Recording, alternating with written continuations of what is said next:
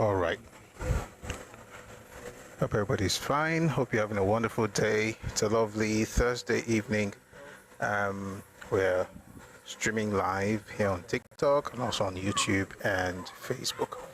Thank you very much for joining us, and thank you for the 7.1k likes here on TikTok. This is much appreciated. Thank you very, very, very much. But please don't stop our tapping. Again, it's Thursday, so that means we're not coming on camera, and we would need all the help we can, get to be able to push the live together to the FYP. So please, let's do this together. Kindly power tap, and also click on the heart icon above my head there. If you're a member of the team, kindly drop a heart me, whatever gift you can, so that we can get the live on the FYP. If you're not a member of the team, please click on the heart icon and join the team. Thank you very much. My folks on YouTube, thank you for joining. Kindly like the live so the algorithm can recommend it to others. I'm going to say a few things before we get into today's session. To be honest, right, everything we're discussing, what you're going to be listening to actually is a response to, I think it's less of a response now. We just listen to all kinds of interesting things that have been perpetrated by certain people, and it wouldn't bother me if, someone did not start by trying to rewrite Yoruba history. And since we're Yoruba people, it's important to set the record straight. So this whole thing is about setting the record straight. Just so happens that the people who are trying to distort the records are they happen to be from a particular ethnic group. That's just what it's about. Anyway, today I want you to listen to this. We're going to have a great time listening, by the way. Before we get into it, very quick housekeeping. Again, if you're on TikTok, don't stop our tapping. If you're on YouTube, please like and share the live. We're going to be listening to a number of speakers from the Southeast. I'm also going to be responding to them. I see someone in the comment section. Like I always say, for folks from the Southeast, every accusation is a confession. So what he's accusing others of is actually what is being done in their part of the world. But again, I think it's one of those things. Anyway, it's a short video, so maybe at the end of today's session, we might have people to come. Well, not that short; it's about 45 minutes, so that's pretty long. And so we might have an opportunity for people to respond. That'll be much after the session. Hope everybody's having a great day. Hope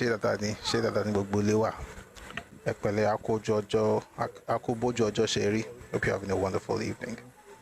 All right, so this is the many Igbo origin stories and the growing Yoruba obsession. So what I'm going to do is I'm going to read the description like we always do, and then we'll get into the teaching itself, or it's not even teaching, it's mostly response, but the session, you'll be able to listen to what we have here. All right, again, please don't stop our tapping and don't stop liking and sharing on every platform. Thank you very much. Some people in the Southeast are rewriting history with an energy that feels almost supernatural. One day, the Igbo origin story is from Israel. The next day, it is Japan, then it becomes Egypt, then America, and now it is Ile-Ife. The claims keep shifting, and each new story comes with bold attempts to attach themselves to Yoruba land and cultural heritage. It is getting more dramatic by the day, with individuals insisting they built Lagos, shaped Yoruba history, and somehow own every important piece of our cultural narrative. The pattern reveals confusion about identity and a growing obsession with claiming what clearly does not belong to them. This is why leaders in the Southeast need to take these mental health concerns seriously. If this trend continues, it will cause deeper tensions and create unnecessary conflicts. We need clarity, honesty, and responsible leadership, not fantasies packaged as history. Here's a video, the many origin stories and the growing Yoruba obsession. You find this video on our YouTube channel. It's called Busui Oris on YouTube and on our other platforms as well, but it's easier on YouTube because you can find it thumbnail there and also you can quickly search for it. Anyway, this is the video. We're going to listen together and enjoy while you like and share. Again, the many Igbo origin stories and the growing Yoruba obsession. Enjoy. People sent me these videos over the weekend. One, I think, is actually, I don't even know if both of them are not, lunatics, but let's play the one that calls himself the president. Republic of Biafra, who is talking about Lagos State. Just play 2 videos around people to sue me. I don't know how there's always a new madman in town. Take a listen to this, please. Chairman, these are the people we know as Zion, and they have been done. Now we have stopped America from bringing Nigeria elections. Therefore, you have won in Jesus' name. Whatever the situation is at the moment now, we are in the selling crew. Amen. We are in the selling crews. Why? The power they have been using against us, we have taken it from them. Now look at what they are doing in our people in Lagos. They are burning our properties, our business, saying that we won't vote in Lagos. That Lagos now belongs to Yoruba and no more Igbo. But when Sir Louis and the neighbor people was building Lagos in the 1940s and the 1950s, where were the Yoruba? When Sir Louis and the neighbor people built the Lagos seaport, the Papa seaport, and Tinker Island, Sir Louis and the neighbor people built it. Where were the Yoruba? When Sir Louis and the neighbor people bought Nigerian Stock Exchange in Lagos, where were the Yoruba? When Sir Louis and the neighbor people built Nigerian Central Bank, where were the Lagos? Where were the Yoruba? In 1956, when the Queen of England came to Nigeria in Lagos, who provided the limousine to carry her? Sir Louis and the neighbor people. Igbos built Lagos with our commerce, our trade, and our industry. It was only in 1970, after the end of the war, that our Bosama was seized Lagos and gave it to the Yoruba. And even though the company they took from us, Yoruba still managed it. They spent all of them in party and everything. Now, the people man have built himself again, they are now burning our properties in Lagos. But under the power of Zion, May 30th, they are going to reverse it in Jesus' name. I know what I'm telling you. I'm there with them 24 hours a day. America says yes, man, to them. And I see the Zion. And I will not.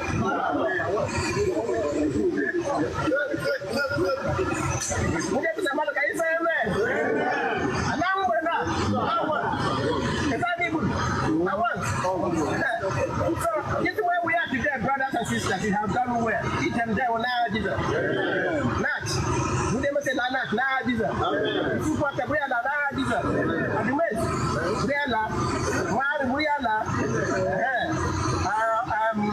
This is offended. Before you ladies, nah, Jesus.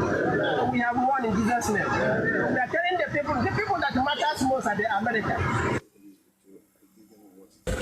You know, a lot of people sent me this video. I didn't watch it at all. This is the first time I'm hearing what he's saying. That's why my mouth was open. What? I mean, this is news to me that Louis Odumegojuku built Lagos, built the central bank, built the stock exchange, built the Apapa port. I mean, practically built the palace, built the road that we're working on, built the sky, built the river, the lagoon, the ocean. Louis Odumegojuku built everywhere. Where were the Yoruba? You two Yoruba, but where were you when this his version of Louis Odumegojuku, when the man was building all these things? Where were you? If you think that was bad, this one, I heard the first 30 seconds and I was like, you know what, I don't have time. We'll listen to it together. Because I was actually very busy. I had the headset on, so I couldn't remove it to listen to everything. But 30 seconds, I feel we should listen to everything together. So this one, the first bit is madness. And to be honest, Buhari was right. Buhari was right. And to start psychiatric hospitals, please consider the Southeast. With all due respect to the people of the Southeast, I really think you need the services of psychiatrists. I mean, in parts of the southeast. And this one still Dumegojuku built Apapa, built Central Bank, built. Boy, talking about that psychiatric night. This one, I think, is even worse. Take a listen, please. In Igbo, in Yoruba is Imu. Ile is storm in Igbo. In Yoruba is Ale. What is gaining in Igbo? In Yoruba is gaining. Okute is stone in Igbo. In Yoruba is Okuta. In Igbo is gold. In Yoruba is Ewure. I can go on and on and on to tell you that what Yoruba is speaking today is corrupted Igbo. Yoruba man is the biggest challenge of an Igbo man, not even an Hausa man. They are the biggest rivalry the Igbo man has. Why is this so? So the prince committed that sacrifice. He was chased out from the Oba's palace. He never took over from that Oba. So he migrated and found himself to the present location known as Ile Ife today. Ulo Ife, Ile is Ulo. That is house where something took place and happened. Now, with the Dahomey women that he fought with, he married so many of the Dahomey women, which corrupted the language of Igbo. Today, in Yoruba language, Ono is mouth, Eno in Igbo is Ono. Eti is ear in Yoruba. In Igbo is Nti. Imi is nose in Igbo. In Yoruba is Imu. Ire is tongue in Igbo. In Yoruba is Ale. What is Gini in Igbo? In Yoruba is Kini. Okute is stone in Igbo. In Yoruba is Okuta. Ewu in Igbo is goat. In Yoruba is Ewure. I can go on and on and on to tell you that what Yoruba is speaking today is corrupted Igbo.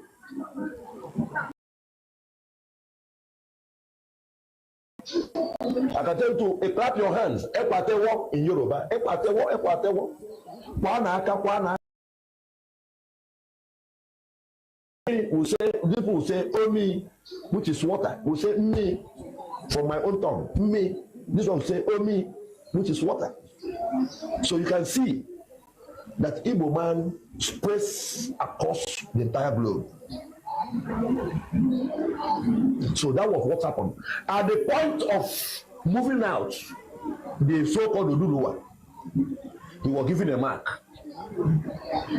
Igbo man, the week in Igbo cosmology is 8 days, not 7.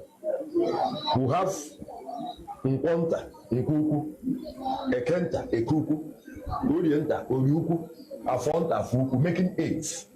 He was given a mark, Nkwo, Eke, Orie, Afo. Nkwo, Eke, Orie. That's the original Yoruba mark. To be able to identify him wherever you see him, never to have something to do with him. I want to believe that is the anger of the Yoruba man against Igbo today. We have gone deep down to investigate why the Yoruba man is too much angry about we the present ones here. I get what I'm saying. Now that was what happened. Now his cap, as I'm wearing my red cap, this original Igbo identified red cap. That kingship in the entire Nigeria, were the Igbos are the only kings that have their caps standing erect. Don't think that Yoruba man wearing that cap is wearing. You think it's fashion. It's not fashion. Because for the fact that that prince committed that crime, his cap was fallen. It's not a fashion. But today, people think it's fashion. Most of their obas, you see them, their cap is not standing. But the Igbos, you see the kings, you see their cap standing. That was what happened. And look at the mark. We have one single mark identifying us. Or two at worst. That is Igbo mark. That is to know who we are.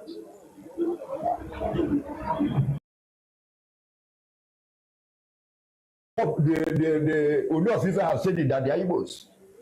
That's the truth. You can't take it away from him. So that's why we're being hated. We didn't ask them to commit the sacrilege they committed at the time they committed it. We didn't ask the Yorubas to commit it. They said the Oba or the Oduduwa fell from heaven to be able to cut you off from the real history. But we're living with you today. So that you don't investigate his origin. So they don't investigate his origin. How can somebody fall from heaven? Then ask them, what is the meaning of Oduduwa? What is the meaning in Yoruba? It has no meaning. But in Igbo, it has meaning. Oduduwa. Because in the situation of a place like you, come on, do the come do the punga, do the mweze, do the nefe, le mweze, and what do the are. Come on, do the punga, also. Do the mweze, do the one. Hello, you will do the mweze. Okay, okay, fan. Hey, Chineke, hi, do the one. Hi. Then I call it Odudu one. It has no meaning. If we talk about Orameni, all those type of things they're talking about, Odudu one. I'm a Christian, but wallahi, oh you can't so at least, oh you can't so one more in wallahi talai. They should find rope and tie these ones. These are mad people. You know when Nnamdi Kanu says mad people everywhere, he's right. He's right. These are mad people everywhere.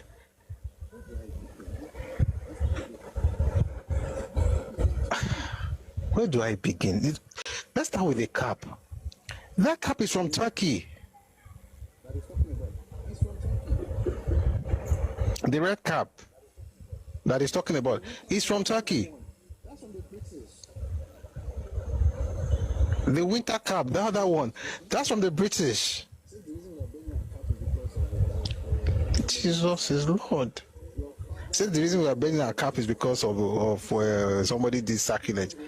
Your father's people are the ones committing sacrilege. Look how rubbish is this? Because Omi sounds like me. There's some Niger Congo. We are all in the same. So Edo.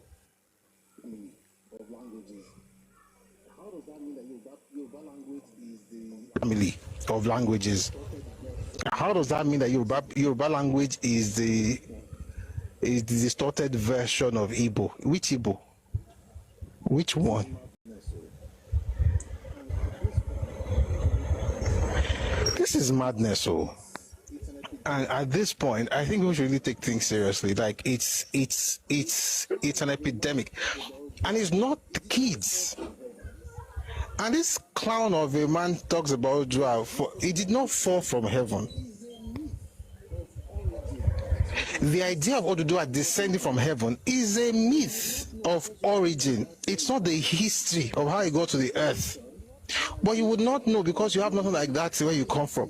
The latest ideation or iteration of the myth is actually a recent invention that talked about, is it Rianu Wamaka or whatever the woman's name, husband and wife descending from heaven together. That's the Igbo myth. That's why when Igbo say that Oduduwa fell from heaven, I'm like, don't you know you're insulting your own ancestors? Because Oduduwa was the man that came from, let's even say he came from heaven. Okay. In your own case, both the husband and the wife fell from heaven. What's this madness? Why do you feel the need to always attach yourself? And I've said this several times in case you were not here. The Igbo who are from Ife are not the Igbos of the Southeast. That's literally the reason I spell Igbo as IBO. It's not because I disrespect. I do that intentionally because it's like something is wrong with some people. Are there Igbo from Yoruba land? Yes. Do they have anything to do with people in the Southeast? No. The Igbo are also called the Ugbo. They still have their compound in Ife. I am from Ife. You see, I get very, I don't even know where I'm even calm today. Normally I would have, I get, what's the word now? I just get nauseated when I hear these clowns talk nonsense. There is a place in Ife that is illegal. The Igbo are also Ugbo, and they are Yoruba people, but they're not Igbos. And even the Igbos, even if they spell their name as IGBO, they still don't pronounce it like Igbo. They never use the word Gbo. They don't use B. One is aggressive, and that's not what theirs is. They call it, and I've said this, if you read the book by G.T. Baston, Among the Igbos of Nigeria, he said, and it's correct, that the closest way to actually spell the word as it is pronounced is I-B-W-O, is Igbo. And I studied Igbo in secondary school. And I've said several times, I had an A, I had A1 in Igbo. I'm not a native Igbo speaker, but it's a flex, right? It was junior Wayaksha, that was in the 90s, but it's a flex. It's Igbo, right? The thing about it is, the language, the people, they are not pronounced, they are not Igbo. They are Igbos from Ife. The Igbo are also the Ugbo. Like I always say, in Yoruba land, we have different dialects. Central Yoruba land, we use U. Northern, we use I. Ule will be Ile. Ushu will be Ishu. Ugbo will be Igbo. It's the same thing. And many of them, apart from those who are still in the compound in Ife, many moved to a place called Ugbo today in Ilaje area. They are Ilaje people now. Then on those states, they have nothing to do with people from the southeast. So all this thing about the president says something, the Oni says something, whatever the Oni says can only apply if you are discussing Yoruba. It can only, and by the way, kings are not necessarily historians. Kings are not chroniclers, they're not historians. And whatever Igbo Baba may be referring to has to be the Igbos of Ilaje. It cannot be folks of we don't have anything in common. The only thing that probably will bring us close will be the Benis. And the relationship between you and Bini is not, you are not even peers. If and Benin are not peers, his father is like man and grandchild, but his family. You and Benin, you're not even family, it's different, and I don't want to mention it. The relationship between Benin and Igbo is not even family. Yoruba and Benin, at least the palace, the relationship between Yoruba, particularly our source, Ife, and Benin is family. Especially, we're talking about the palace and some of the chiefs and some of the families in Benin. We are family. The relationship between Benin and Igbo is not even family. It's not good. I don't want to mention what it is. So if we ever had any connection, it will be through Benin, because they are the ones between, and we don't share borders with these people now. You know, somebody said something, I said, do you know what is nyon? What is nyon in English language? You know, I have an elderly man who did linguistics in the 19th. Does that mean we are connected? Because I say nyon, he say nyon. Therefore, there's something that connects us. It doesn't. Are we part of the same language? I mean, linguistic tree? Yes.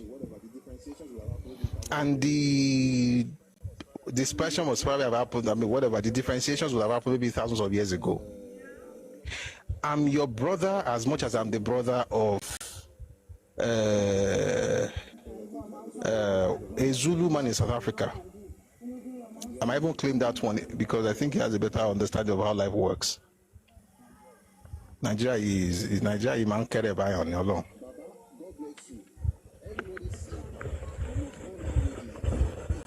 Baba, God bless you. Everybody says Baba. Almost all languages have either Baba or Papa to be father, including the English language that has father, and Mama to be mother. So apparently, I mean, all of us are from the same language now. But if you break it down, yes, we are the Niger-Congo, you know, language family, but that doesn't mean that, oh, somehow we are. And by the way, what is this thing? You must be very, very small to always constantly attach yourself to other groups. And it's not just Yoruba. We're just the latest. By the way, it's also a sign that you are higher if you're Yoruba. So don't get too angry. You are higher. It's only the higher group that they attack. It's like a parasite. Is the one that has something of worth is the one they attach themselves to. And it's not just us. I'll play a few videos. Just listen to, I don't know if you can call this funny. I mean, it's funny. I could laugh.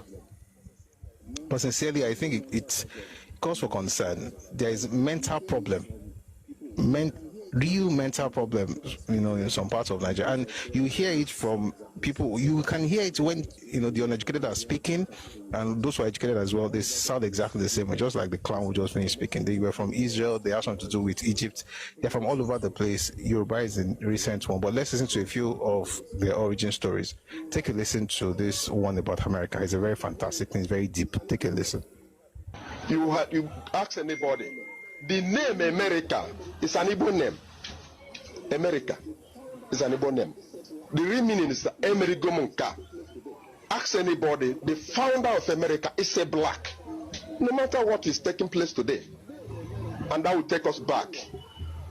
You ask anybody, the name America is an Igbo name. America is an Igbo name. The real meaning is Emerigomunka. Ask anybody, the founder of America is a black. No matter what is taking place today, and that will take us back. You, the English people, said civilization started in Africa. Yes, it started here. When you read the Bible very well, when you find out that before they get to that place where Israel is dwelling today, the tribe of God has a place for them, their children and their people. They didn't get to the Israel with the people.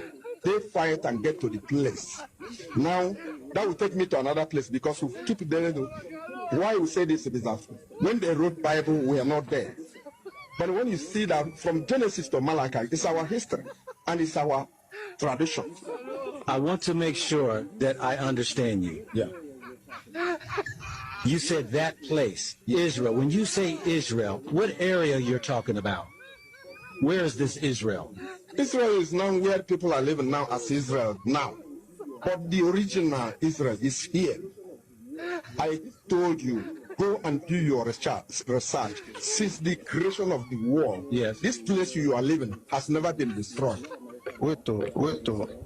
You go here plenty. So we have America now, we have Israel, and someone says go and verify exactly, go and do your research. Anyway, let's keep listening to so that you see now they attach themselves to any small group, now only so. Take a listen to another one, please. The woman named called Bo, who gave birth to Yoruba. Yoruba, the one that ruled Europe. Yeah, Europa is all. Europa, okay. Yoruba is the woman's name. The grandmother's name is Bo. The woman named called Bo, who gave birth to Yoruba. Yoruba, the one that ruled Europe. Europa is all. Europa, okay. Yoruba is the woman's name. The grandmother's name is Bo. The woman's name. The grandmother's name is Bo. Whoever put that soundtrack there, Jesus, my brain won't blow. Whoever put that in there, may God forgive that person. I think they make me laugh. Be that. Said you might be Bo.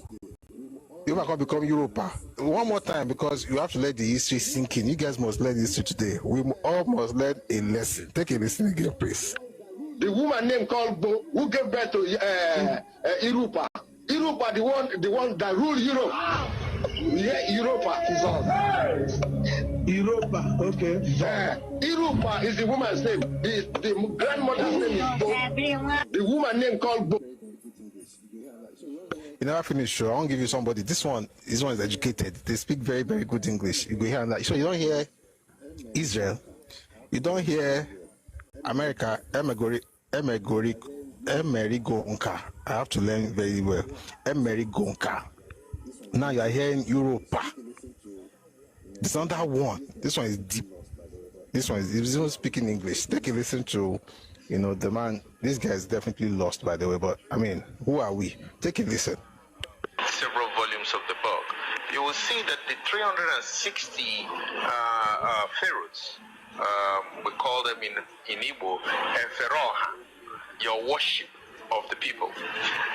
We are all Igbos. They were the people who built the pyramids. They were the people who invented writing. They were the people who invented the battery circuits. I show it in the book. I actually show typical battery circuits which were invented then. I actually show the aeroplane with perfect tetrahedral structure, which has been tested by companies like Lockheed Martin.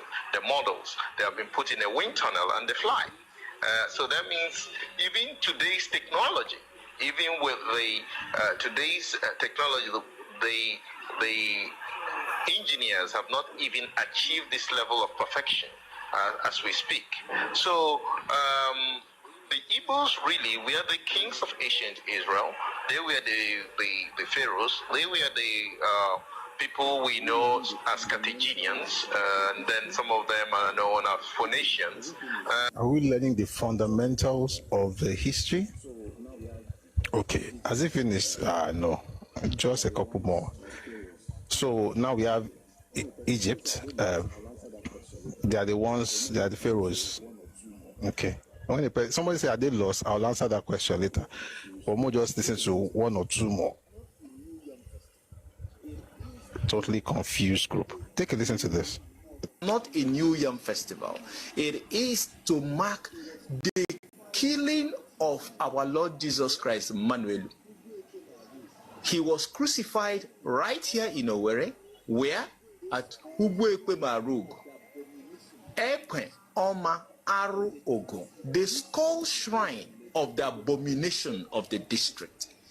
But the mistransliteration led to Ekwe Marugo. But Ekwe, skull, Oma, temple, Aru Ogo, the skull shrine of the abomination of the district.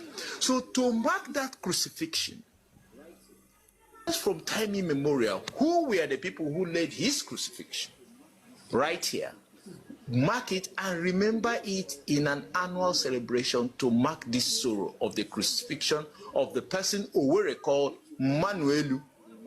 Manuelu is somebody that came from above, which you call in English Emmanuel. Now, what had happened here was that at about the time Christ was born, right here in Owerri, and he was called Manuel, the leaders, his own people, did not trust what he was saying, that he was the Son of God.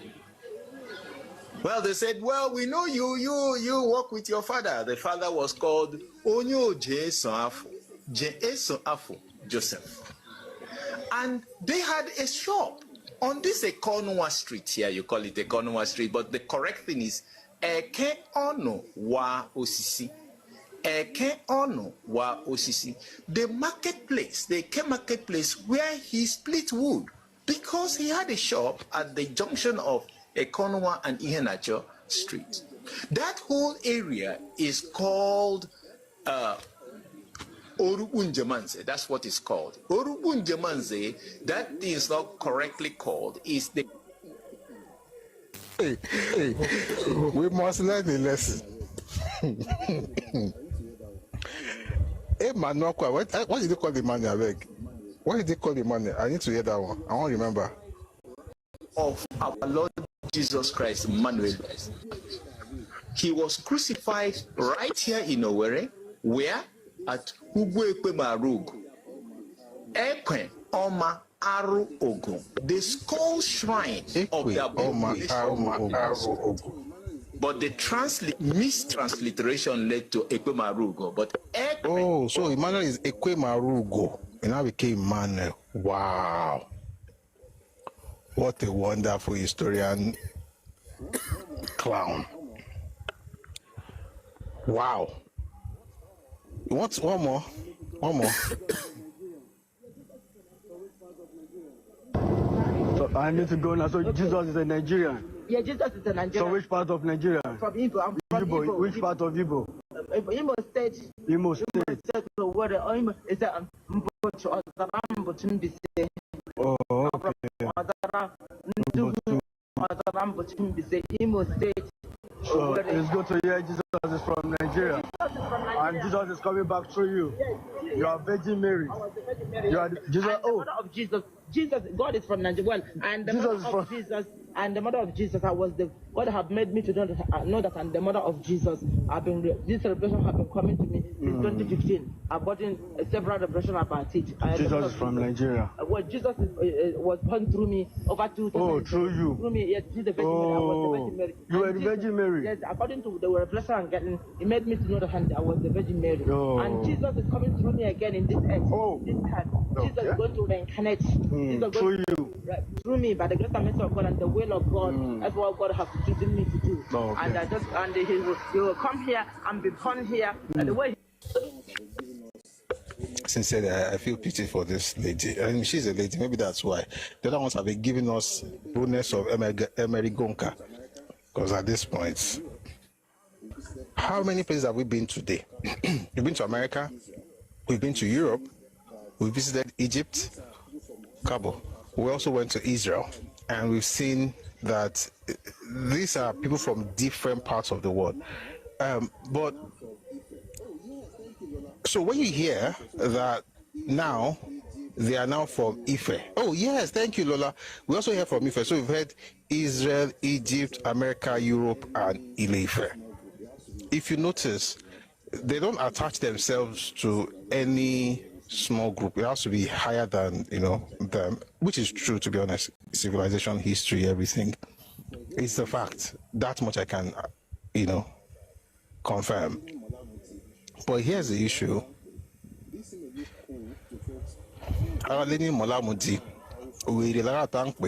This may look cool to folks. Oh, the one in Japan, I'll find that one. I will find that Japan. I will find it.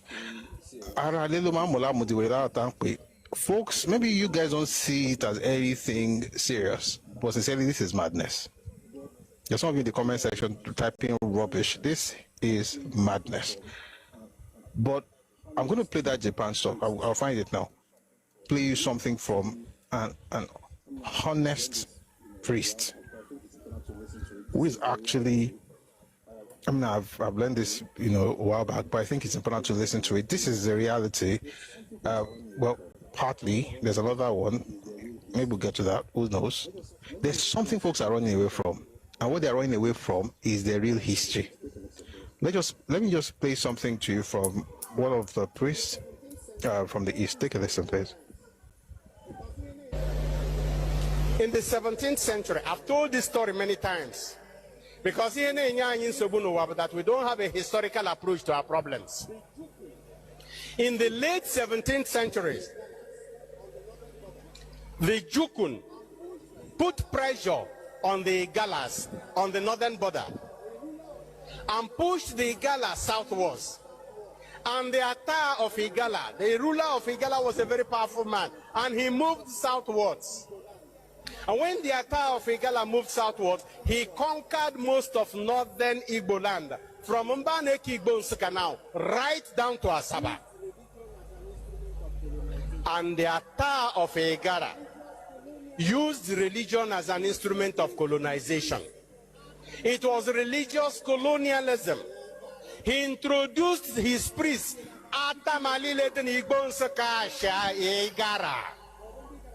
until about 50 years ago. No, Bundi Garana Batama, Mobundi Garana Bihatama, Malile Don Saka, Uno Bondana. Go and research. Malile Shin Sakash, none in Sakashi Gara. Most of them, except Enyang with Zishtoka Biama, no Kukechi is a Chabiama. Enyang with Zishtoka Nagoya no Tobo, O Kukena Nagoya Nimulo. Go and research. You are fathers. Mandos all lady Arabia, Odo by an evil cult. Or Mabe Akatakpa. Okay, all those ones. We are part of the 9 royal masquerades of the Ata that he used to enforce discipline and collect taxes. In Azanobominal, Amutari Amuta, and Alama. The police is now doing the work that Oriopa and Akatakpa we are doing before. What are they still doing here? Present Atai of Igara, the present Atas are Christians. Ata lagde, Burundu Bay lagde, Anando Chufunanya Ata Garanand Bay, Bundocha. The colonial masters and the Christian missionaries redeemed us from the slavery of the Ata of Agar and his men. But up till now, the royal masquerades that he used to terrorize us are still in Ansoka. That is true. Parts of Igbo land were colonized by Igala. And the thing is this, it gets worse, by the way, but I'm not going to talk about it today, at least not yet, until, of course, I see people in the comment section. You might make me say it, but you can't make me say anything. I will say it if I think it's necessary, because your stupidity, I've noticed it, but thank you very much for being here. What is said about being conquered, that's true, but it gets worse. It gets worse. Here's the issue, right? The history is not so cool, but it is what it is. I think we should just be happy with the history rather than, run around the place trying to change it. And one of the people who are trying to change history is this man, who, like his brothers who have been to Europa and Amerigonka, he has a different idea. I think he's fantastic, by the way, but take a listen, you might like it. You just might.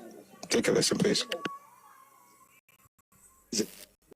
Japanese government said they are interested, I have to come. Because the first time I told the people that the Igbo people gave back to Japan, they said I am crazy. I shut my mouth. Later, Japanese government said they are interested, I have to come. Because when I got there, I am going to show them why the Japanese answer names like Ogwejofo, Ngozeka.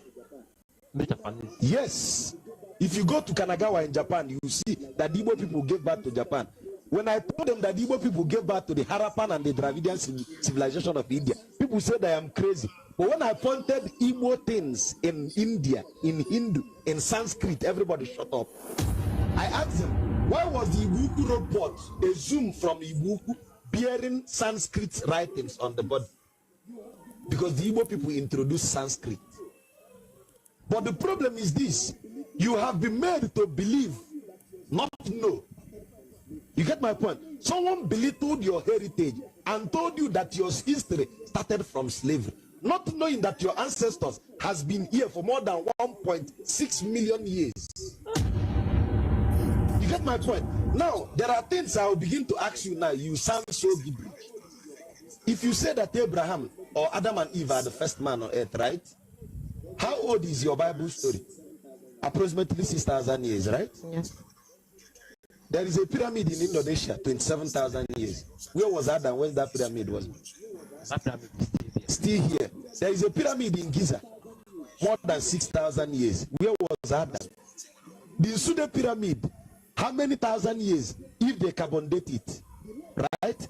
The Ibuku report, the Okigwe evidence, the Lejan Soka evidence, Lejan Soka, where we've been smelting iron as at 4,000 BC, before Common Era, BCE.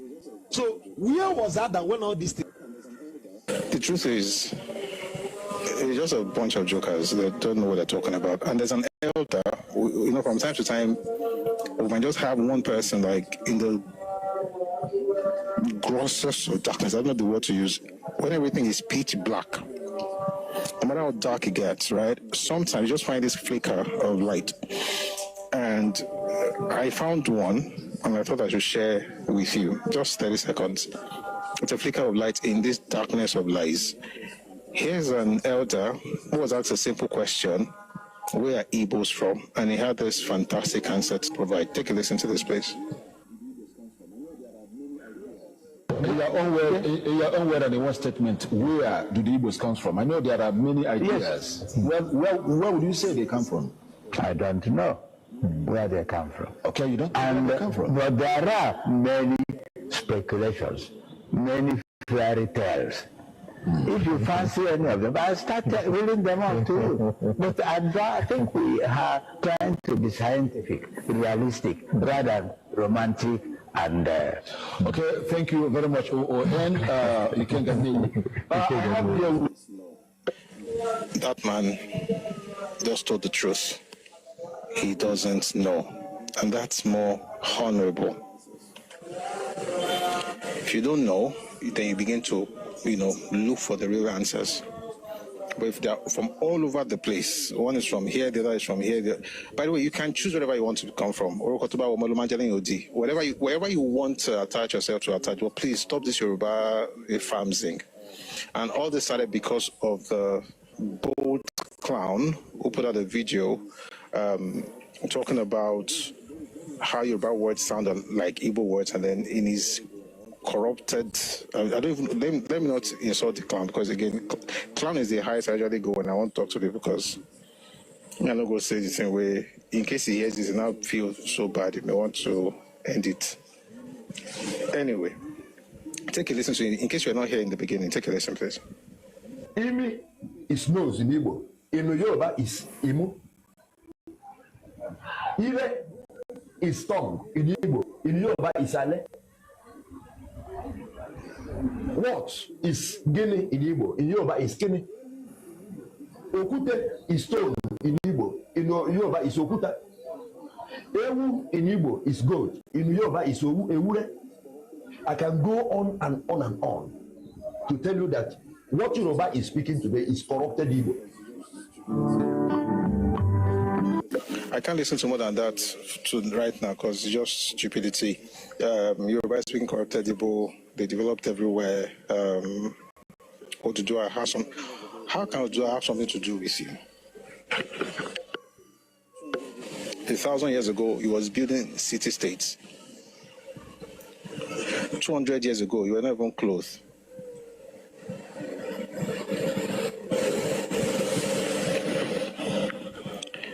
It is well. People should be proud of where they're from, wherever you're from. I found something. I don't think it's time to talk about it. I don't know. It's a lot better that way. We leave matter for matters, but make it very clear: they are Igbo, they are Igbos who are Yoruba. The Igbo or Ugbo are Yoruba people. They are in Ife. They're also in a place called Ondo State. They are Ilaje people today. There's an Ilaje subgroup of Yoruba people. Just like you have Ijesha and you have Ijebu, and they're all Yoruba. You also have Ilaje and they're Yoruba. And of those Ilaje, you have the Mai and you have the Igbo or Ugbo. They are different from the Igbos of the Southeast. Igbos are not Yoruba. We don't speak the same language. By the way, if you're looking for a language that's actually very close to Yoruba, it's Igala. It's Igala. If an Igala person is speaking, you will know what they are saying. Of course, at the surface level. Case in point, when it greets Olane, Ane is Ale. Even the title of the king, Oloja, Onoja. Oloja is one of the titles of king in Yoruba. Ebipami, Epo. They talk about, we have things, but even they, although the language is Yoruboid, they still have respect. Let alone somebody who is now, say, Atamo, I call Omi, you call Miri, I call water, you call Tawa. You are now looking for a way to mix everything. I beg, go and sit down. Go and sit down. Everybody will be all right, but this is getting out of hand. And my last statement on this thing is this. Government in the Southeast really needs to do something about psychiatry. They have to get very, very serious. A lot of people are running mad. They wear suits, speak English. This one's talking about the fact that he's wearing a cap and the cap is standing. That you people bend their cap because of a sacrilege. Sacrilege how? The cap he's wearing that he's talking, that cap is not even from their place. It's from Turkey. The other one is from the British. There's winter cap, the one for the Warren Chiefs, and then there's this one, that Turkey one that is red. To say that you now have one that is standing because you are Kinekon is just nonsense. But seriously, government needs to do something about it. People need to start visiting the psychiatric hospital. They need all the help they can get, and may God remember them, especially this as spokespeople. And if you are Igbo writing nonsense in the comment section, you have never said anything about the stupidity you are listening to from your people, but you are insulting me in the comment section. Whenever you get a mirror in your house, or even if you're looking into the water, you want to take your bath, and you look at the water, if that person inside that water is the person you're talking to. Because most of you are just retards. I don't understand why you've been insulting me. because I'm saying that somebody said they're from America. It's not even me. You're from America, you're from Japan, you're from Ife, you're from Israel, you're from Egypt. You are from nowhere. Actually, I'll say it this way. Let me recommend a book. Read Beyond Ethnic Politics by Okudi Banoli. He said some things about how you came to be. Not exactly, but a little about it. And then if you read the book by Joe Boko, he also mentions some things about it. By the time you put everything together, there's some other books, but start with that one. Yeah, the point is just find yourself, but leave us out of it. May God bless you and keep you. But sincerely, many are mad, but few are roaming.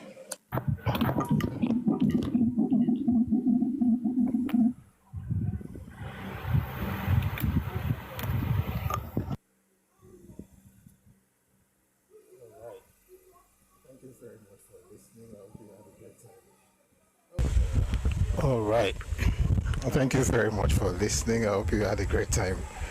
Oh boy, that was a lot.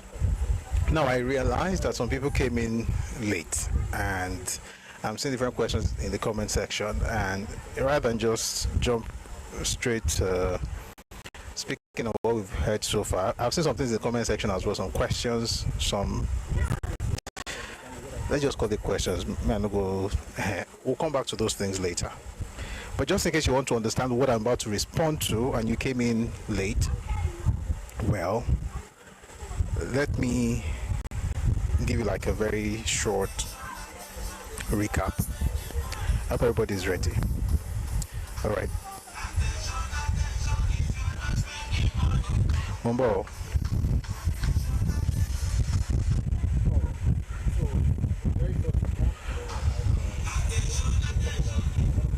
All right. So, very short recap, and then we'll have we'll talk about it. And if you want to come up, you come up later.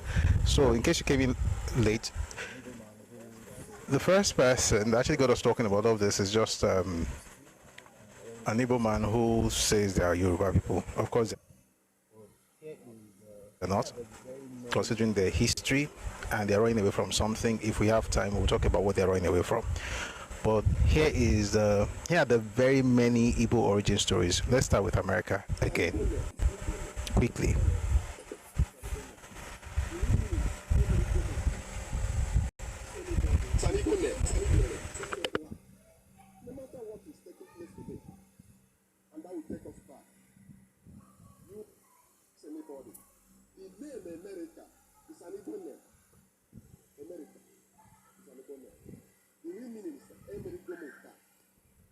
Anybody, the founder of America is a black. No matter what is taking place today, and that will take us back.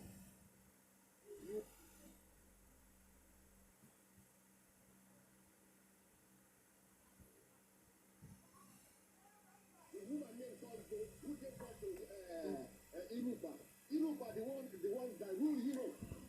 Yeah, Yoruba is all. Yoruba, okay. Yoruba is the woman's name. The grandmother's name is Go. The woman named Godgo, who gave birth to Yoruba. Yoruba, the one that rule Europe. Yeah. Anybody. The name America. Yeah. Ask anybody. The name America is an Igbo name. America is an Igbo name. The real meaning is Emerigomunka. Ask anybody, the founder of America is a black. No matter what is taking place today, and that will take us back. You ask anybody, the name America is an Igbo name. America is an Igbo name. The real meaning is Emerigomunka. Ask anybody, the founder of America is a black. No matter what is taking place today, and that will take us back.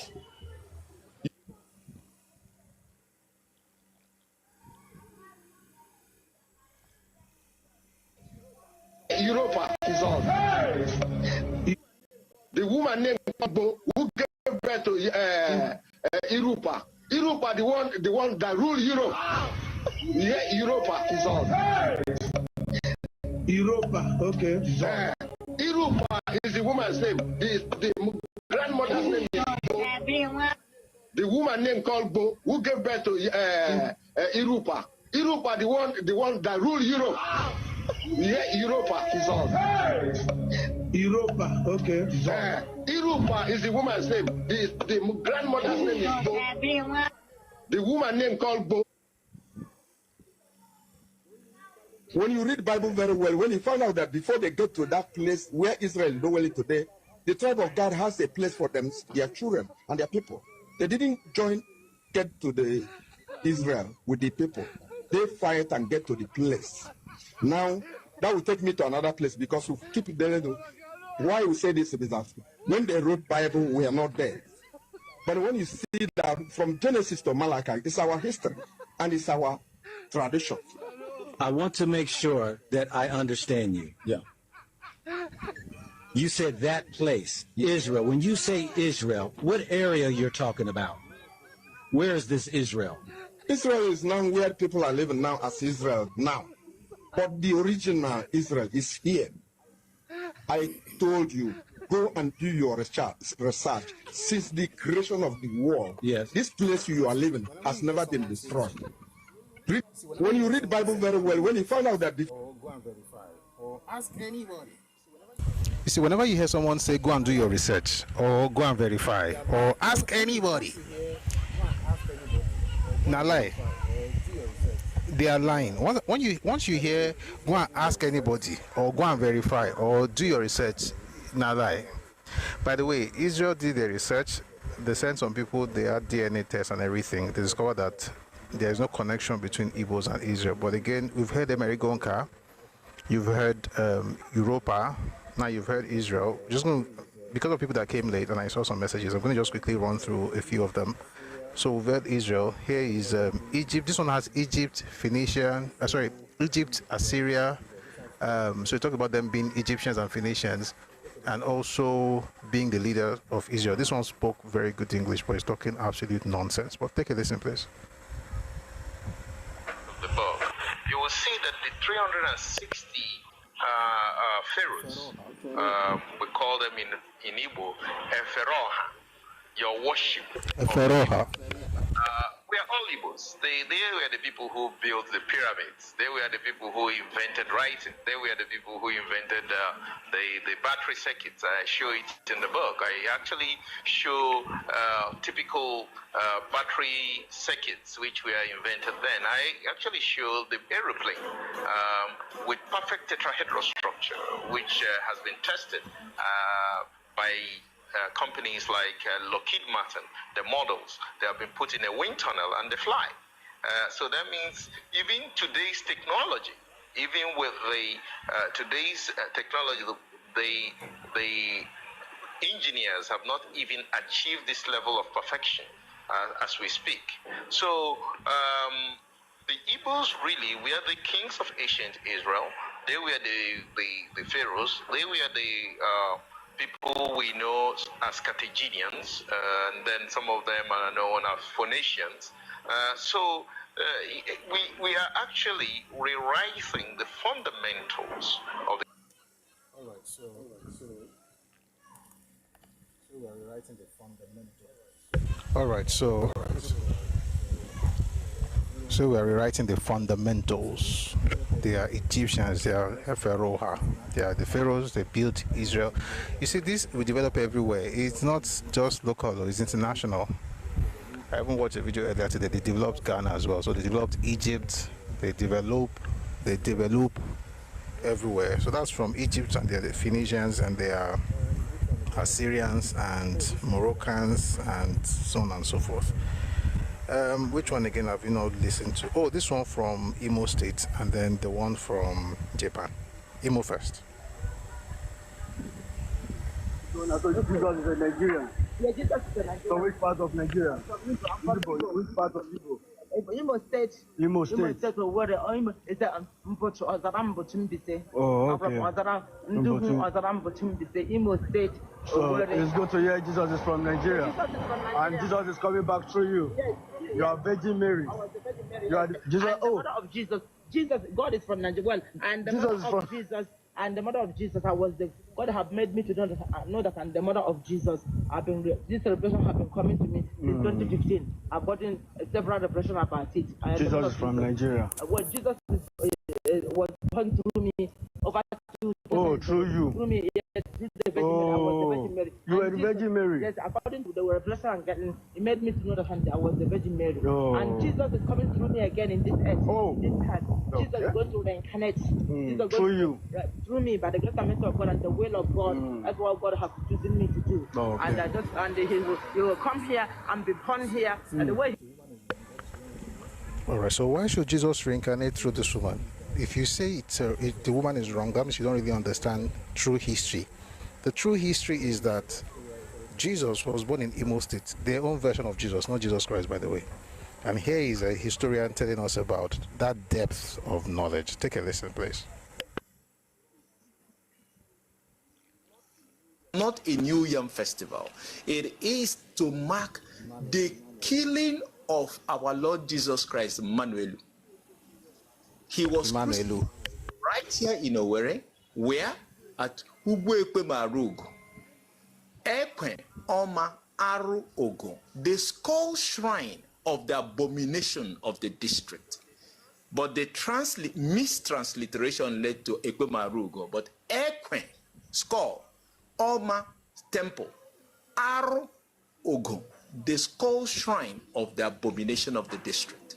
So to mark that crucifixion, the leaders from time immemorial, who were the people who led his crucifixion, right here, mark it and remember it in an annual celebration to mark this sorrow of the crucifixion of the person Owerri called Manuelu.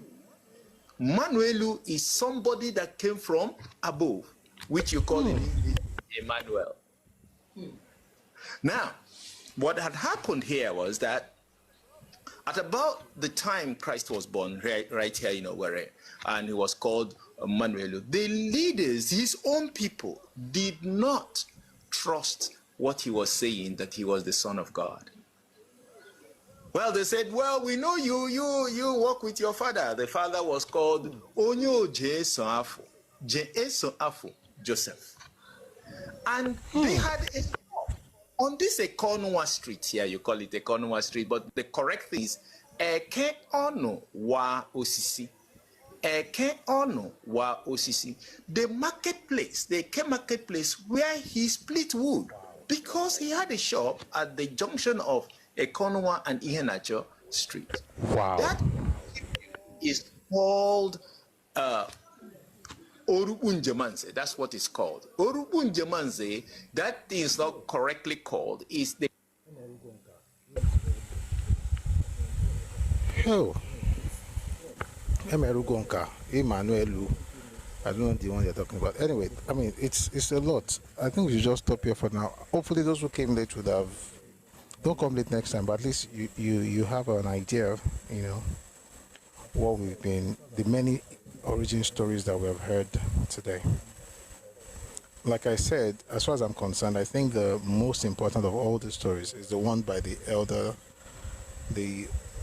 elderly person who was asked a very simple question, and I think his answer is actually something to be celebrated, and most people should probably copy him. In case you were not here when we listened to him, this was just before a few seconds. Take a listen to this chief. And in your own word and in one statement, where do the Igbos come from? I know there are many ideas. Yes. Where would you say they come from? I don't know where they come from. Okay, you don't know where they come from. But there are many speculations, many fairy tales. If you fancy any of them, I'll start reading them out to you. But I think we are trying to be scientific, realistic, rather than romantic. And okay, thank you very much. And you can get me. All right, that was according to the man, Ikenga Newi, and I think he's at least he's been truthful. He doesn't know, and that's okay. All right, I'm just gonna answer some questions before we go. Preacher's boy, don't laugh too much, or then you're not the one that needs that. All right, someone asked a question. What would you say about the entrenchment? All right. Someone asked a question. What would you say about the entrenchment of Christianity in Igbo land versus Yoruba land? Versus. I don't understand the versus. So let's put it in context, right? This is going to be interesting. So, Christianity got into Yoruba land before Yoruba land. Since you're using, I don't like comparing our history, so I think it's demeaning to the Yoruba mind, sincerely. And I'm not saying it because of, I'm not trying to throw shades. I just think it's, there's no basis for comparison. But since you asked the question, let me find a way to say it. Yes, I'll say it here. So, we were doing a session a while back, I think it was even yesterday, yeah? We talked about the evolution of Christianity in Yoruba land. We talked about how Christianity has gone to Yoruba land first in the 16th, 15th, 16th century, and then was established in the 19th century. At the time people were returning to Nigeria, the Saros, the free slaves from Sierra Leone, a lot of them came back to the Niger Christianity and everything. Now, there was something called Niger Mission. When the CMS was launching Niger Mission, the person who actually led the team was Yoruba, Now, Yoruba already had, of course, a traditional religion, and also we had Islam, and then Christianity, we had that as well. So, in our own space, the three religions were going side by side, and they still, at least exist side by side, even up until today. But this time region, Christianity got there, and one of the major reasons they actually, some people say things like colonialists got to Africa and they were forcing people to be Christians, therefore who should all be Christians.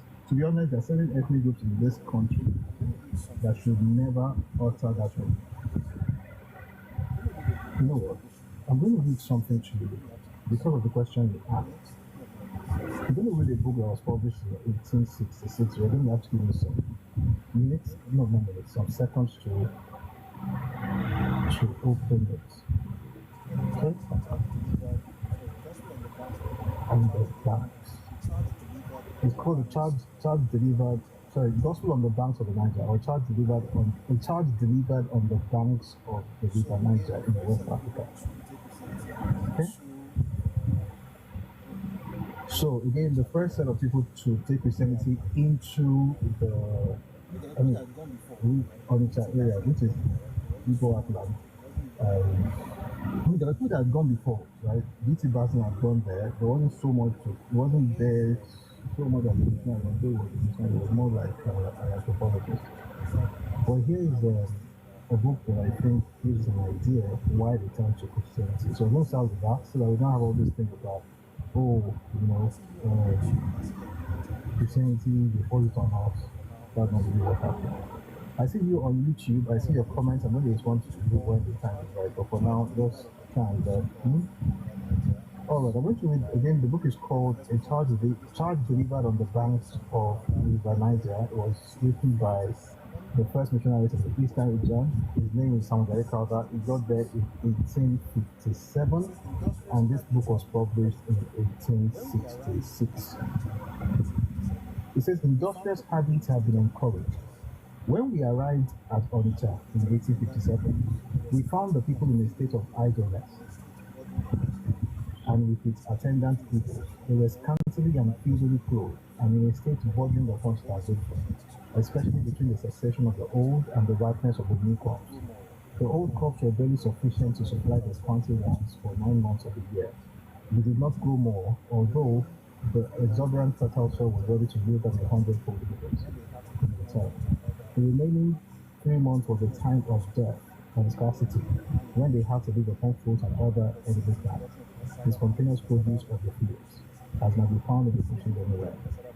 But since the introduction of the cassava plants, cassava is also cassava, since the introduction of the cassava plants in the country by Mr. Taylor and other fruit trees, and the people were being taught to raise a second crop of Indian corn, that's Agade, by John Smart. In other words, Ẹkáàbọ and his people introduced corn. Second Cup of India Come by Mr. John Smart is featured and How to Grow Their Young Together by the another example of all the mission leaders. They have had enough to eat and to spare. The introduction of the cassava plants into the country is universally acknowledged as one of the greatest temporal blessings brought to them by the zealous minister. The trading establishment has contributed greatly to stimulate them to labor in collecting palm oil for sale, for which they are paid in Manchester goods. And now they are getting into the habit of going about more cleanly and decently apparel.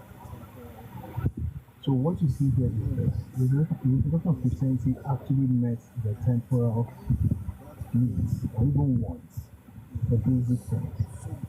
And if that faith was so good to them, now to get them the basic things like food, clothing, good basics, it makes sense that a lot of them will turn to Christianity. Agricultural produce, they were taught to raise crops, they were taught to grow yams better. And that's why I was saying the other day, someone said Igbos domesticated yam were like part of this place. You find a way to make themselves feel happy even when what they say doesn't make sense. It is historically factual that yam was domesticated in West Africa, but there is nowhere on earth where they find any sentence before that Igbos domesticated yam. That's one. Number two, by the 1850s into 1860s, it was this same missionaries led by their father helping to get them to understand how to plant land better.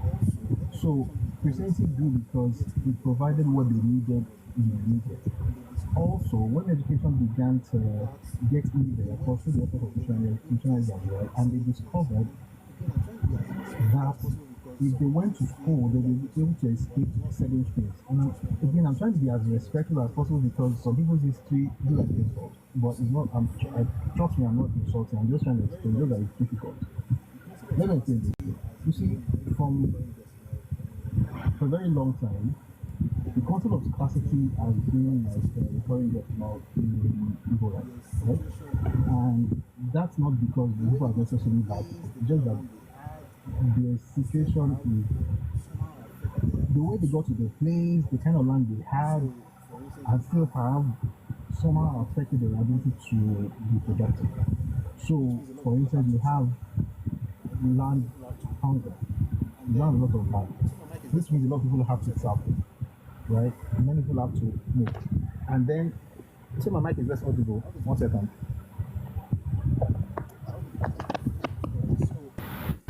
I hope it's better now.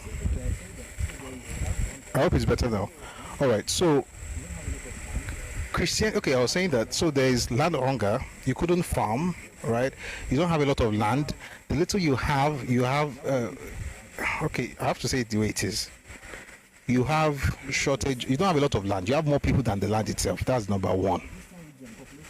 E.g., in 1967, the Eastern region, population of Eastern region was 12.4 million people.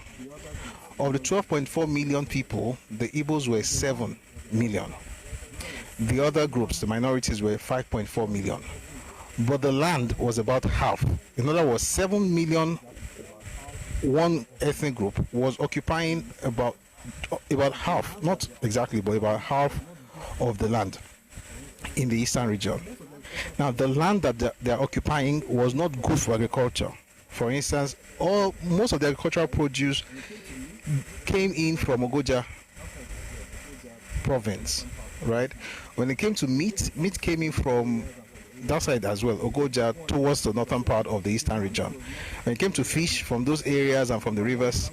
When it came to oil, it was from rivers. So the land was not very good for agriculture. So number one, the land was not much. Number two, what they had was not arable, wasn't all arable.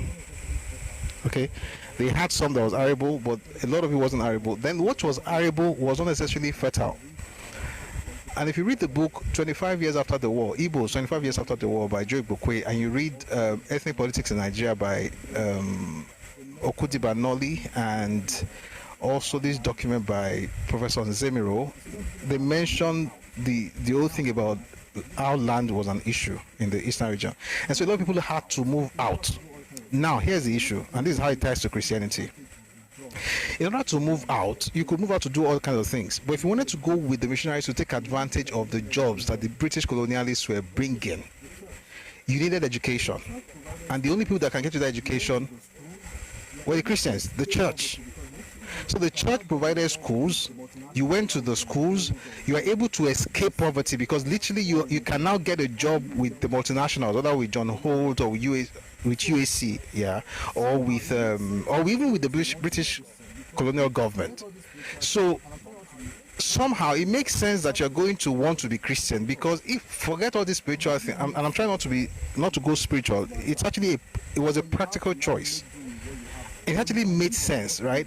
Because it's either that, or you have to now make do with what you have there, or you can leave, of course, and become people also left and became traders. So a lot of them moved out of the region. You know, that's why you notice that many of the leaders were born outside the eastern region. You know, Obed Azikiwe, that's Nanda Azikiwe's father, worked with the colonialists. He had to leave, and then he gave birth to his son in 1904 in Zungeru. Zungeru at the time was like the administrative headquarters of the north, right? And he's in present-day Niger State. He was born in Zungeru, just like Ojukwu much later, right? So a lot of them moved out, but if they had education, then they had more chances. They're able to work with the colonial government. They're able to go far. They don't have to till the land. They don't have to bother with agriculture. They could just take advantage of, working with. So that's one of the major reasons many of them moved into Christianity. And that's why I find it very funny when I hear people saying things like, oh, Christianity did this to us in our land. I'm like, do you know what your land was like before Christianity? Even way back in 1866, the fact that the missionaries could teach them how to plant yams better changed their fortunes forever. Because until then, for many months, in fact, let me read that part again. Again, we're just talking. No, but I want to show you. I want to read something to you guys. It says here, so for 9 months they will have food, but for 3 months it was the remaining 3 months was a time of dearth and scarcity, when they had to live upon fruits and other edible plants, the spontaneous produce of the fields, as might be found in the bushes anywhere. In other words, 3 months out of 12 months they were basically living on fruits and whatever they could find around. So being taught how to do that actually was practical to them. So Christianity was more a practical response than something spiritual, and it made sense. And this is, again, it's not a shade, just what it was. And of course, when it came to work as well, they're able to take advantage of working with the British, and so a lot of them started going to school. And at a point they discovered that education could actually help them break free from their situation. And they began to now do this communal sponsorship of, almost like a scholarship, really, of like the brightest minds they could find. So the community could put money together and send one person to school. For instance, if you study the activities of this man, Nwaafọ Orizu, in 1953, one of the major thing that brought him out, that made him popular, was what he did with the money that the community gave him. So young people in the eastern region, in his hometown at the time, were trying to go to uni. They're trying to go to the United States, and he was a prince, and he had all this. They felt they could trust him, so they gave him money. I think I should read that story to you. By the way, this same man eventually became the Senate President of Nigeria at independence, and he became that because Azikiwe ensured that he got pardoned by the British. 1 second.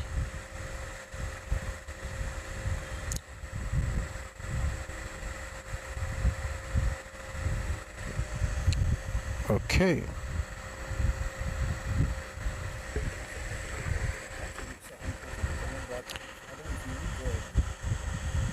One second, I want to read. So I'm trying to connect that with. By the way, if you read some of these things are what's the word now? If you read the book by Chinachebe, the one he wrote about trouble with Nigeria, he alluded to some of these things. By the time he wrote the other one, there was a country, he was denying some of those things. But again, he's a propagandist, so it makes sense. Let me read something to you here. Dr. Abyssinia Akweke Nwafọ Orizu, 1920 to 1999. No, I don't want to read the opening. The opening is too insulting. In 1946, Orizu presided over a new form of heartless fraud. Families and whole villages in the east sold their possessions to send a single student from their village to university. I don't want to read this report. The guy is too insulting. It's correct though, but insulting is Boju. 1 second, I want to find I want one that is toned down.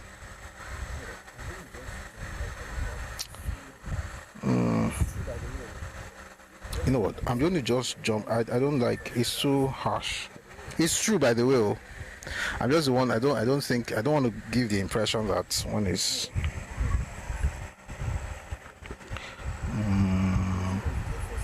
You know what? I'm just going to read it this way.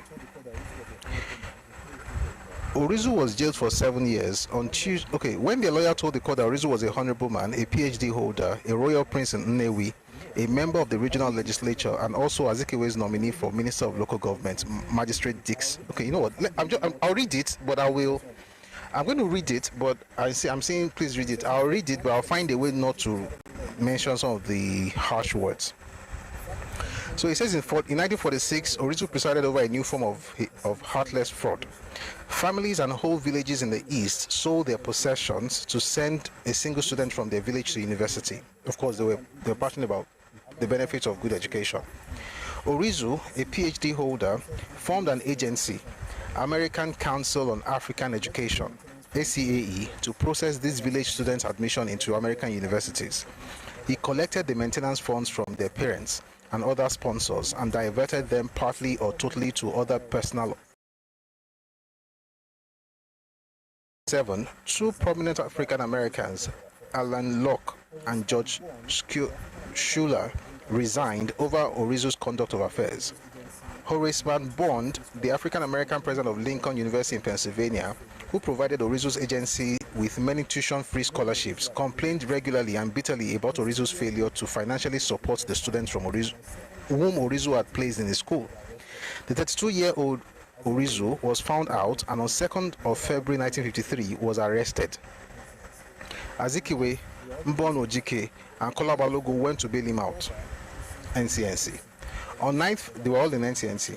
On 9th February, his brother Joseph Onyekosi Orizu was arrested in Gusau and taken to Port Harcourt.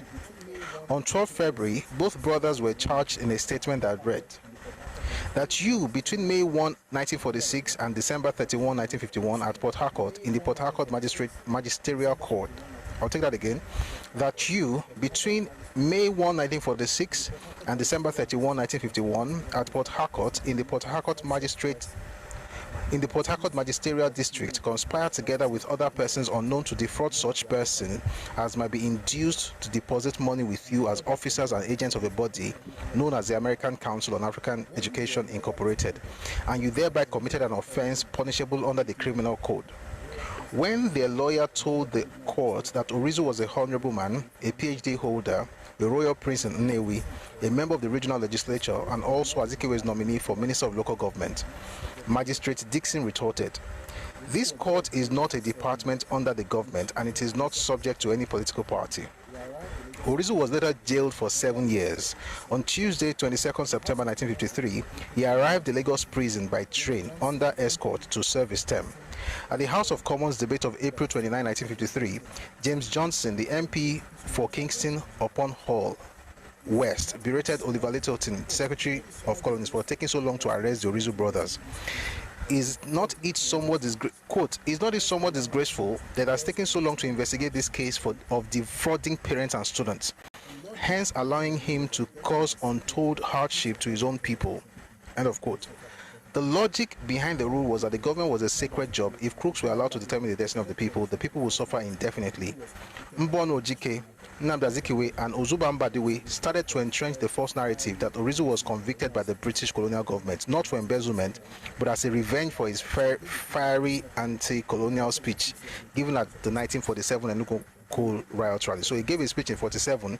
They now arrested him 6 years later because of the speech. Again, responsibility is kryptonite. Never mind that more important figures such as H.O. Davis also gave fiery speeches at the rally too, but were not fraudsters, hence not faded for conviction by the colonial government. But in the case of Orizu, colonialism became the excuse for a crook to be turned into a national hero. Azikiwe made Orizu whole by nominating him unopposed to represent Nnewi in the federal elections of 1959 that ushered in self-rule. The existence of colonialism provided Nigeria's moral system the perfect excuse to develop and strengthen the disdain for the objective perception of value, which any civilized society must rest. We'll read some of these things much later. He also talks about what happened with Ikejani, but I don't want to talk about Ikejani today. The point I'm trying to make is this. The reason Orizu was arrested and convicted in 1953 was that it took money that communities had gathered, had contributed to sponsor their children, some of the brightest kids amongst them, to study in America. And the ones that even got abroad, they were left destitute because there was no money to sustain them. And interestingly, they got there based on scholarship. So American universities were giving scholarship. He had organized his own organization, his own agency in Nigeria. He would collect money from the villagers, still spend the money, and the kids will still go to uni free of charge. So he was arrested. The point I'm trying to make is they saw the need for education, which is very good, by the way. They saw the need and the possibilities that education could bring, and so they invested in it. And that's what happened back in the day. So if you're asking why they got very interested in Christianity, it was because of what Christianity did. Whether it was in feeding, in agriculture, in basic sustenance, in opportunities, right, to work with the civilian government or to work with the multinationals, and they took advantage of it. That's really how Christianity came to be so widespread. And I hope I answered that question. Okay? Again, I'm not saying these are the only reasons, but these are the primary reasons. Of course, there'll be other reasons, but it's that's the basic answer. Aboy says it explains why every leaf and roots are used as food. The history of starvation before the colonial era as well as civil war combined. Aboy, thank you on YouTube. If you read the book, I'm sighing because some people's history is like insult, so you have to be very careful so that you are not coming across as insulting. But we're going to say the truth respectfully. Here's the issue. If you read the Nigerian Civil War, it's a book by John Desenjo. I discovered something reading that book, and I think you should read it. If you read it, you'll discover that even in the 1960s, the problem never really went away in terms of sustenance, in terms of the ability to actually feed themselves. You know, if you read the book by, the report by Henry Willings Commission, 1958, it said that the place was so small for the people. That's not how he said it. Let me say it the right way. He said it was too small to support the inhabitants. You know what? Give me a second. I have to find it. It's just one phrase and I forgot it, but I'm going to give me a second, please.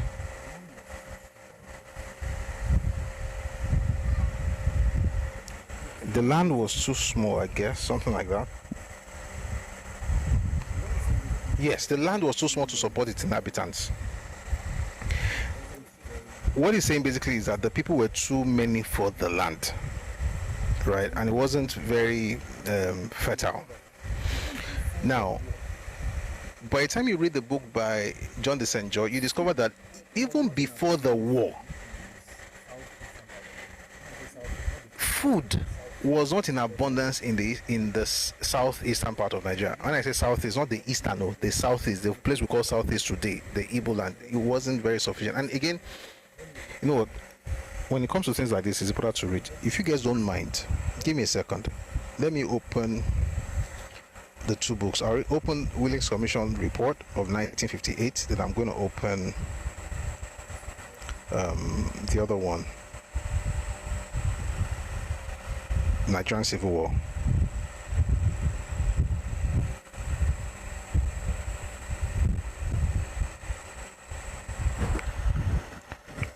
On board.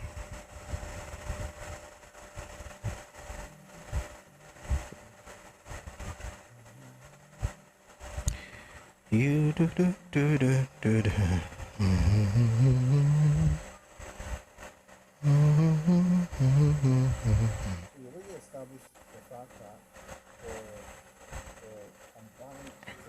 So we already established the fact that the combined example of the mission agents helped the Igbos to plant better, which is good, by the way.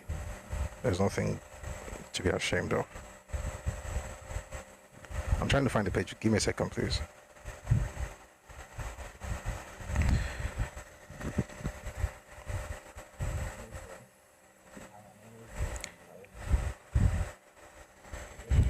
We're almost there. I am almost there, and we are almost there together. Okay, let me open the second one while I'm getting this one. What's the other one?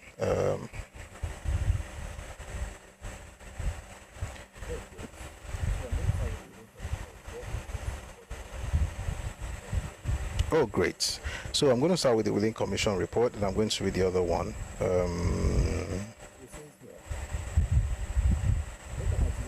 Oh, beautiful. Okay.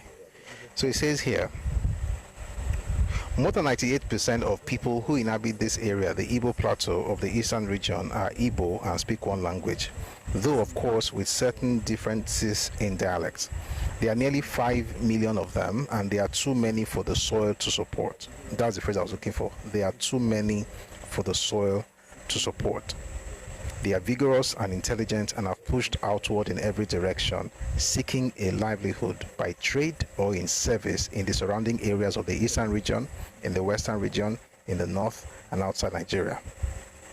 So the idea is they moved out because the land could not support them.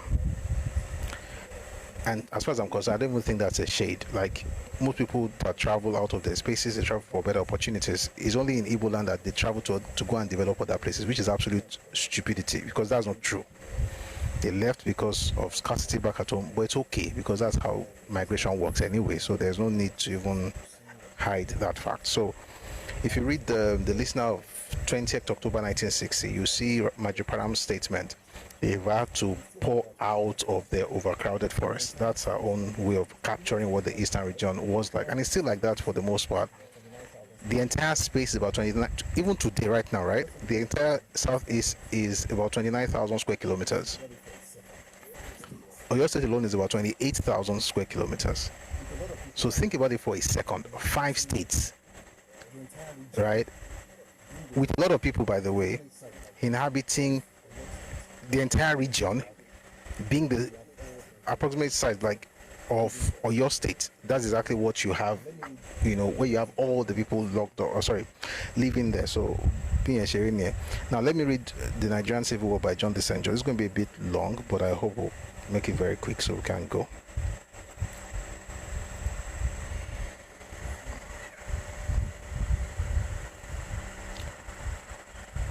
So I found the chapter, now I'm looking for the page, dear Lord. But I promise I am going to jump very quickly. Where is that thing? Okay.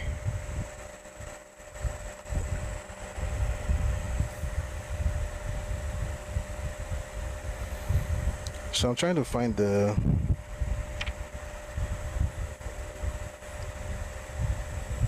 Oh God. Please pray for me that I find this, because I thought I found it earlier. This one is different.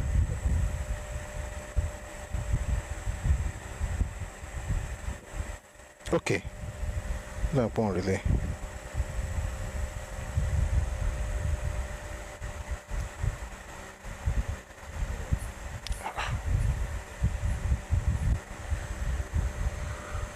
You know what? Please give me a second, I beg. This thing is not helping matters. I apologize for the...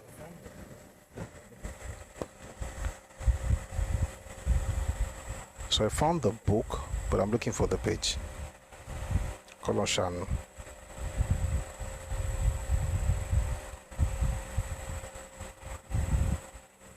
I should have used this one actually.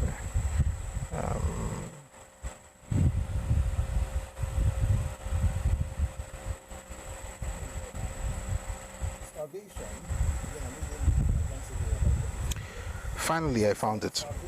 Starvation, again, I'm reading The Nigerian Civil War by John de St. John. He says, starvation, malnutrition, and infant mortality have always had a high incidence throughout Nigeria, the last rising to a phenomenal 50% in some places. But even before the war, I'll tell that again, but even before the war began, the situation was deteriorating in the Igbo areas of the east. By far the most densely populated part of the country, only Rwanda, Burundi, and the Nile Valley match it in Africa. It relied traditionally and heavily on imported food, especially high-protein foods. This was before the war.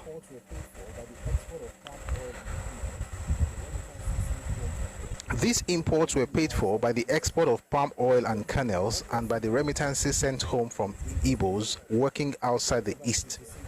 Even then, the level of feeding and protein intake was dangerously low. The troubles of 1966, which created 1.5 million refugees in the East, cut off the valuable remittances and destroyed the precarious balance. The outbreak of fighting eliminated further sources of protein, notably the cattle-raising district of Northeast Biafra. That's the northeastern part of old Eastern region. That's towards present-day Cross River State. Northeast Biafra. Much of the fish from the riverine. I'll take that part again. The outbreak of fighting eliminated further the precarious balance. No, the outbreak of fighting eliminated further sources of protein, notably the cattle-raising districts of Northeast Biafra, much of the fish from the riverine areas, and the vital imports of Norwegian stockfish. By the end of 1967, the situation had reached crisis proportions, and the churches in Biafra made their first public appeal for help. When was this? 1967. The basic needs were in order of priority: protein-rich foods, medicines, and later bulk foods, and so on and so forth. So the point I was trying to get from this stuff is that even before the war, there's always been scarcity of food. And so what the missionaries did in the 1860s helped to take care of the people. But again, the reproduction rate was pretty high, right? And the land didn't have a lot. So what happened then was people would leave the place, send money back home, and the remittances helped to import food, especially protein-rich food. So all of that to answer the question that somebody wrote in the comment section, that yes, it's not the war that everyone caused. It's always been there before the war. So everything was eaten, right? And I think it's better for me to just stop on that matter here. Abe Popo says, a family friend, this is on YouTube, a family friend endured the same fate. He had to leave college to work for a year before he could return to school. Preying upon their own people is not a new thing. Yeah. And that man that took his people's money, it was about 32,000 pounds thereabout. It was, there's another material that actually mentioned the exact amount. If I find it, I'll let you know. The truth of the matter is that person sent to prison was the same person that they went to pick up in 1959, and he ran unopposed in Nnewi. Nobody even bothered to oppose him. He got into the Senate, became the Senate president. By that 1966, when the crisis happened, when the first coup happened, he was the Senate president and the acting president of Nigeria. And then somebody will come here and tell you that they have Kiniko. It's just nonsense. Oh, what I'm seeing here actually is books, not what I'm looking for. Anyway, I think we've gotten the answers to the question that we had, and that is good enough. All right. Any other question? Another question. By the way, thank you everyone for being part of today's session. Today's Thursday, so we don't come on camera on Thursdays. But I promise tomorrow is Friday, so we shall be on the camera. So please join us tomorrow. We're going to have a great time together. I think I found that stuff of what happened in 53. Wow. I hope I don't become a siren. Mumbo, I found something. I want to find the place that will actually give us what we're looking for. I found love for me. Yes, I was right. £32,000. Let me read from Newsweek. Another controversial case in which fraud and nationalist politics seem to have been mixed concerned an Igbo man who became a minor celebrity in America under the name Prince Orizo. He was so well known that an Australian official working in New York for the UN wondered in his memoirs, quote, what happened to the Igbo adventurer who called himself Prince Orizo, end of quote.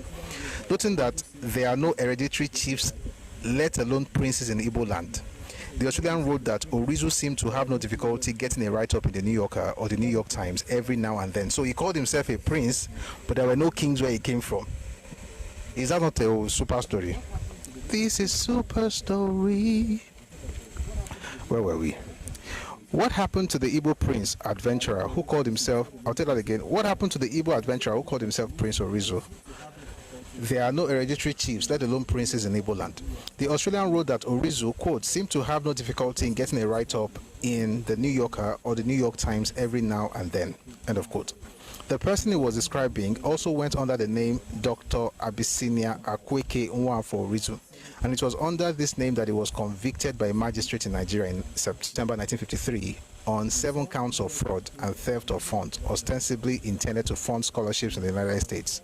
Himself US educated, Orizo had collected over £32,000 in the 3 years prior to his conviction. What makes the case all the more interesting is that Orizo was a stalwart of the National Council of Nigeria and the Cameroons, NCNC, the leading political party founded in 1944, and was also a member of the regional government established under Nigeria's 1951 constitution. He went on to have a distinguished political career, becoming president of the Senate after Nigeria's independence. Although it has been alleged that Orizo's conviction for fraud was a miscarriage of justice, it seems fair to observe that modern politics, which emerged in Nigeria only in the 1940s, offered opportunities for a type of self-fashioning comparable in many respects to that practiced by fabulists and fraudsters like Krensil, Modupe, and others. All right, I was trying to get the exact amount, and I was correct. It was £32,000. All right. Someone says, Mr. Busui, please send me a step-by-step guide to join Redomi. Because you know what I'm going to do? I'm going to write just click on the link. I'll type the link right now in the comment section. Click on that link, or you copy it, paste it in your browser. That's it. Or just go on Telegram right now and type Redomi Global. It's not Rodemi, by the way. It's Redomi. Redomi. Redomi. Type Redomi Global on Telegram and you find the channel. That's it. In fact, that's the step by step. That's even easier. And if you want to click on it, or you want to go straight from your browser, let me give you the address. Here's the address on YouTube. t.me/Redomi Global. That's it. I'm going to pin it for you. All right, so that's it. That's about it for today.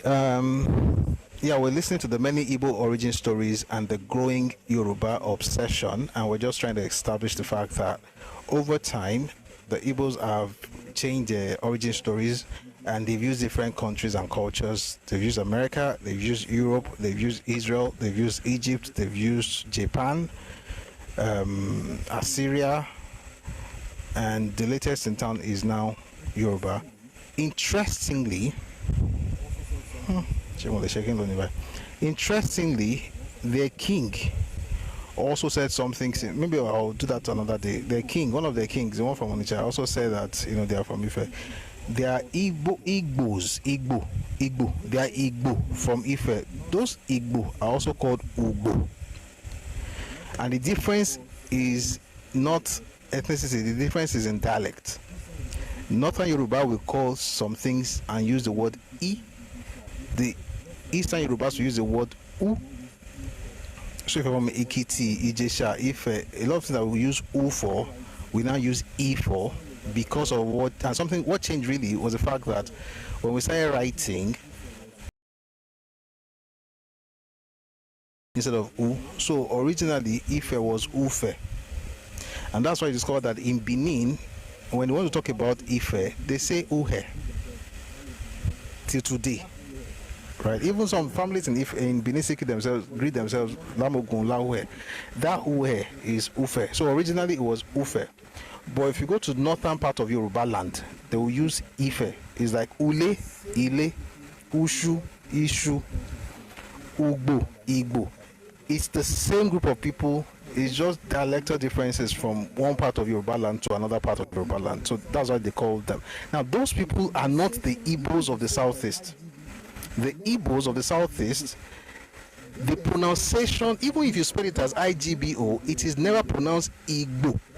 They themselves don't call themselves B. They don't have B in their should I say lexicon, right? They don't pronounce GB as B. The Igbos themselves don't say B.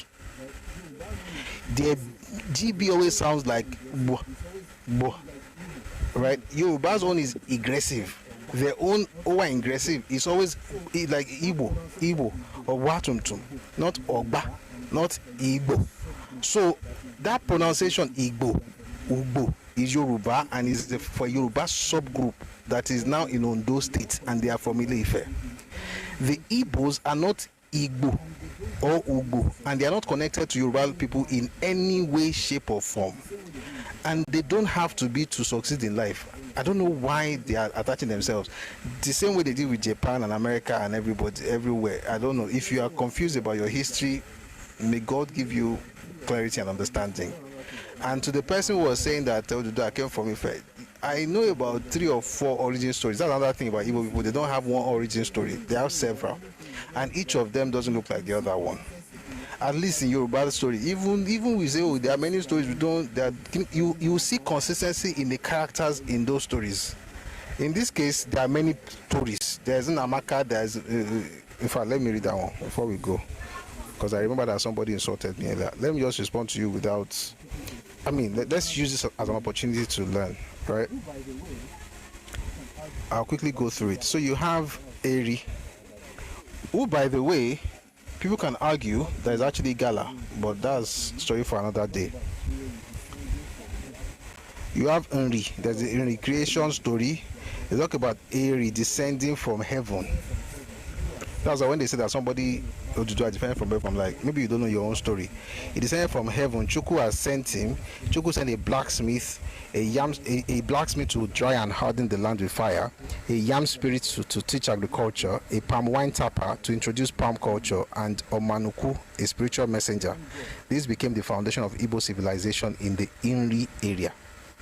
So your own God sent you Pami because you need to drink.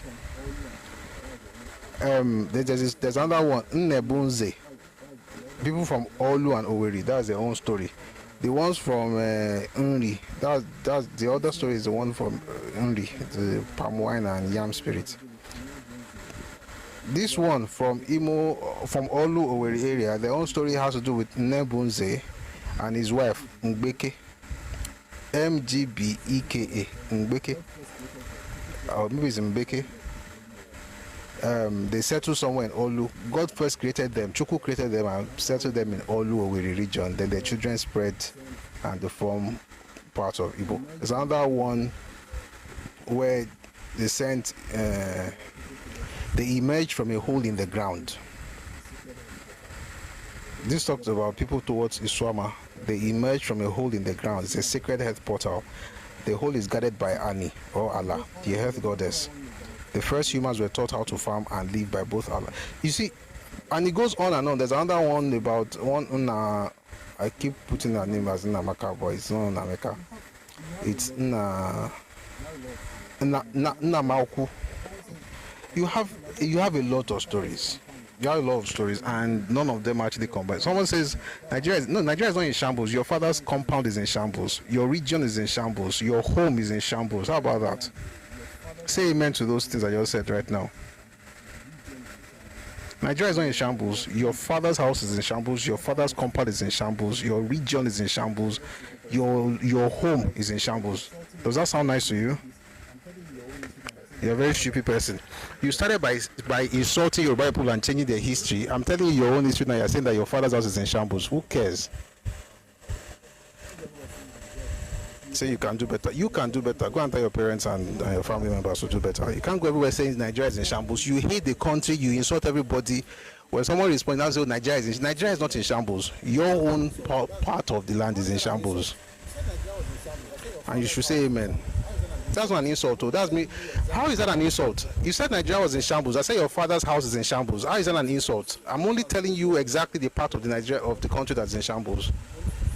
Don't transpose your problem to everybody in Nigeria, and don't start forming moral police saying that no insult. I mean, what do you mean no insult? That's not an insult. That's just me repeating what you said in your own words, but to your own people, and you should say amen since it's a prayer. Rather. In this book, I'm looking at like about 7 different stories. Oh, Jorawan, you guys are from It Is Well. May God help you find where you're from. Anyway, the point is, as you find it, just leave your Bible out of it. Let everybody live in peace in Nigeria. We don't have to be from the same place, and it's not necessary, to be honest. May God bless you. So why you not here? Oh, Flower, I'm about to send you to your parents because they raised a retard. And the interesting thing about it is that the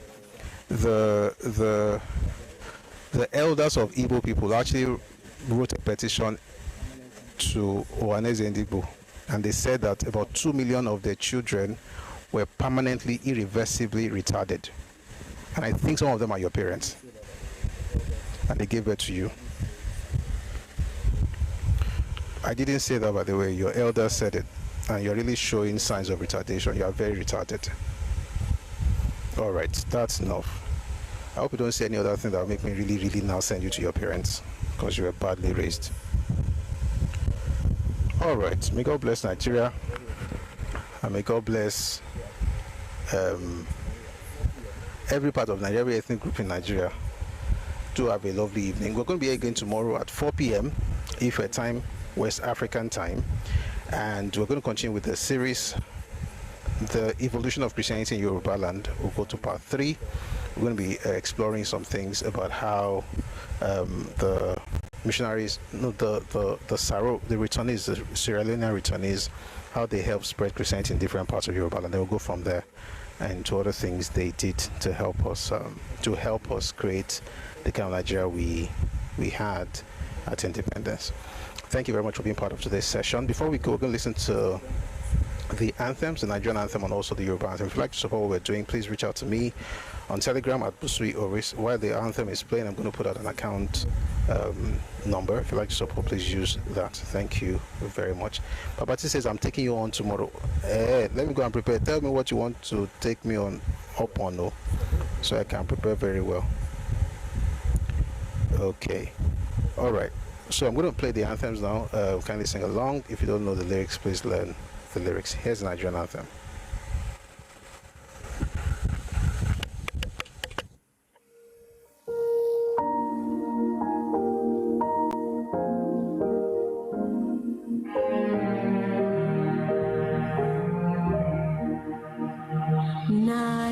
Nigeria, we hail thee, our own dear native land, the tribe and tongue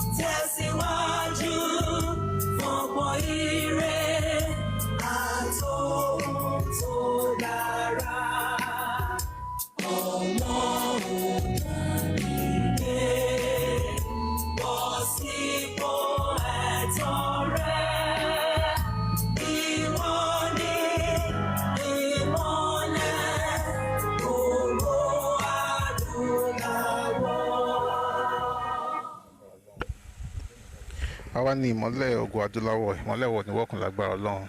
That Yoruba ni bàjẹ́, Nigeria no ni bàjẹ́. Thank you very much for being part of today's session.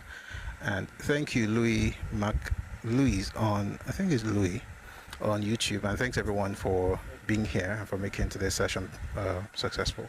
I'll see you tomorrow at 4 p.m. If time West African time. I'm going to continue with the series, The Evolution of Christianity in Yoruba land. It's going to be a very, very fantastic session. So please join us then.